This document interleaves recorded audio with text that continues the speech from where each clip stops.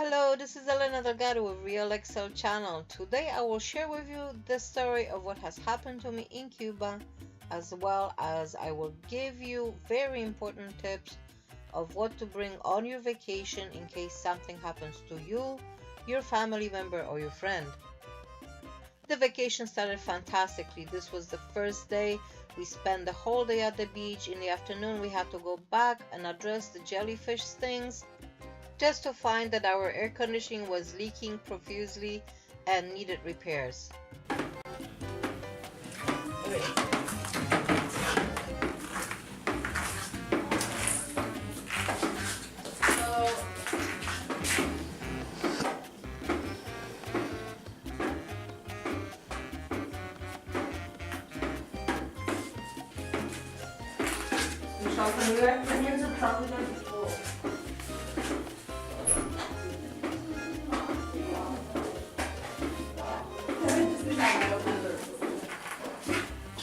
What's this? The air conditioning was spilling stuff. The areas affected by the fall were my knees, my ankles, and my back. They were swollen. I was in excruciating pain and I couldn't walk. I didn't even find out about the bruise until the next day. Even though we had no problems getting the ice from the 24 hours bar, bringing my own ice pack and my own painkillers were the best thing I did for that trip. Sitting in that chair and waiting for someone to help me to get around, even to get food, was one of the worst feelings I have ever had.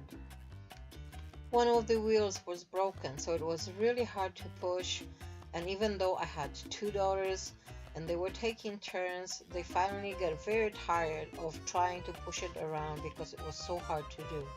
I really wanted to go on every single excursion at the resort, but I had to give up all of them, except for one.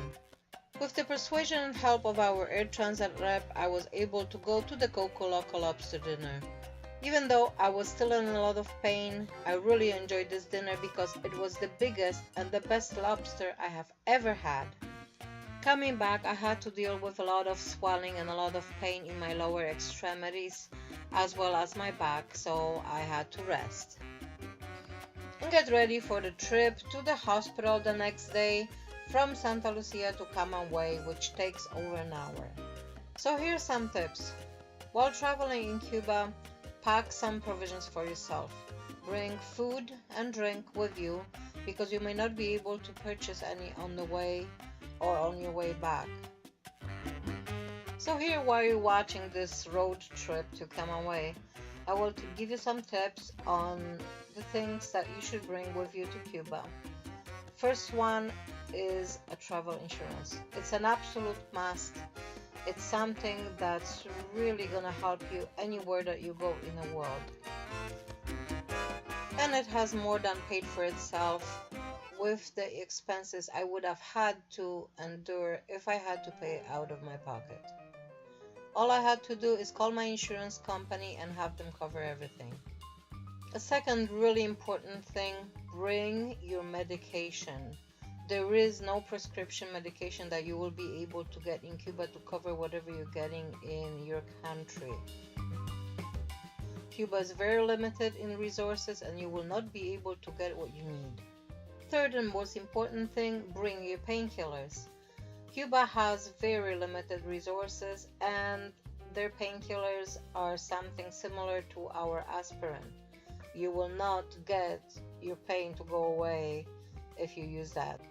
Pack your own first aid kit. Make sure to include a disinfectant, wound dressing, a topical solution like polysporin, gravel, and elastic band. Throughout my whole stay at the resort, I was unable to get a better wheelchair, so I had to manage to get around for about half of the time in a broken wheelchair. For the rest of the time, even though it was a lot more painful, I have managed to get some walking aids and I had to walk around. The doctor at the resort was very vague and inaccurate. So when you're on vacation in Cuba, you're practically on your own when it comes to taking care of yourself and relying purely on your own resources. And finally, inside the Camagüey hospital,